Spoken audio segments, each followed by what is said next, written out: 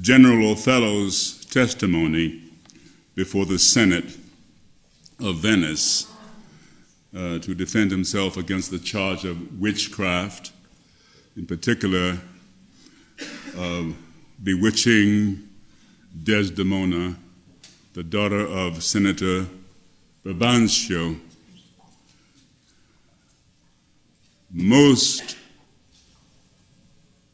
potent, grave, and reverend signors, my very noble and approved good masters, that I have taken away this good man's daughter, it is most true.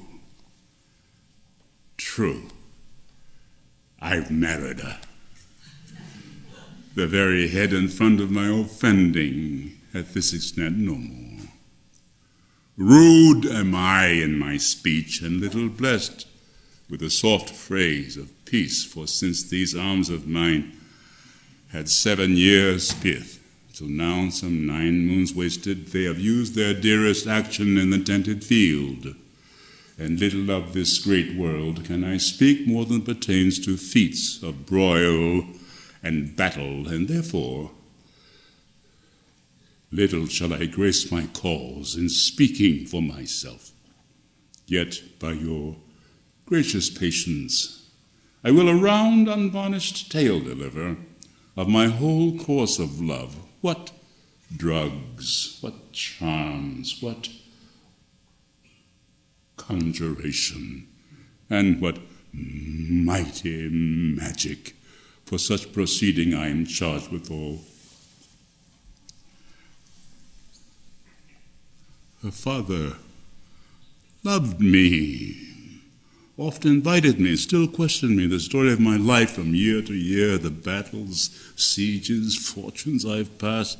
I ran it through, even from my boyish days to the very moment he bade me tell it, wherein I spoke of most disastrous chances, of moving accidents by flood and field, of hairbreadth escapes in the imminent deadly breach, of being taken by the insolent foe and sold to slavery, of my redemption thence, importance of my travels history, wherein of entrees vast and deserts idle, rough quarries, rocks, and hills whose heads touch heaven. It was my hint to speak, and such was the process.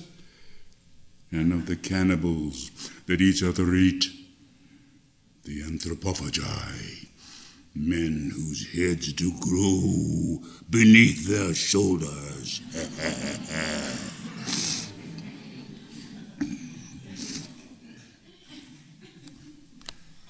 This to hear would Desdemona seriously incline, but still the house affairs would draw her thence, whichever she could with haste dispatch. She'd come again, and with a greedy ear devour up my discourse, which I, observing, took once a pliant hour, and found good means to draw from her a prayer earnest heart, that I would all my pilgrimage dilate, whether by parcel she had something heard, but not intentively.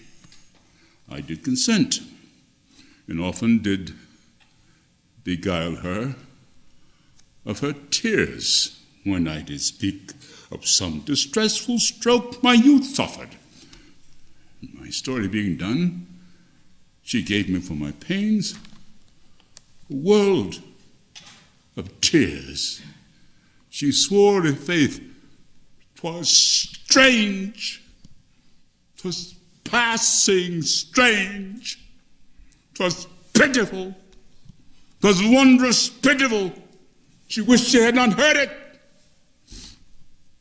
And yet she wished that heaven had made for her such a man. She thanked me and bade me, if I had a friend that loved her, I should but teach him how to tell my story, and that would woo her. Upon Upon this hint I spoke. She loved me for the dangers I have passed, and I loved her that she did pity them. This only is the witchcraft I have used.